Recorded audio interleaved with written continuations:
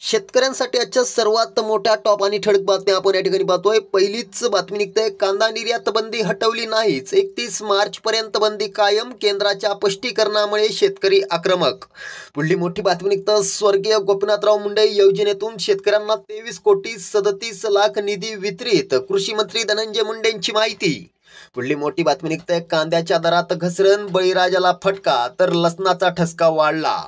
पुढली मोठी बातमी निघतंय, व्यापाऱ्यांना तारा आणि शेतकऱ्यांना मारा असा या सरकारचा नारा, कांदा निर्यात बंदीवरून जयंत पाटलांचा सरकारवर हल्लाबोल. पुढली मोठी बातमी निघतंय, पुढील 24 तासात महाराष्ट्रासह काही राज्यात पावसाची शक्यता, हवामान विभागाचा अंदाज. पुढली मोठी बातमी निघतंय, शेतकऱ्यांचं दिल्ली चलो, 1200 ट्रॅक्टर, JCB, पोकलेन मशीनसह राजधानीकडे कूच. पुढली मोठी बातमी निघतंय, परभणी हिंगोली जिल्ह्यात दुष्काळी स्थितीत शेतकऱ्यांच्या अडचणीत वाढ. पुढली मोठी बातमी निघतंय, जळगावमधून सारख्या नावाचा व्यक्ती उभा करून जमीन बळकावली. पुढली मोठी बातमी निघतंय, मराठवाड्यातील नवीन 79 मंडळात दुष्काळ सवलती लागू, शेतकऱ्यांना मोठा दिलासा.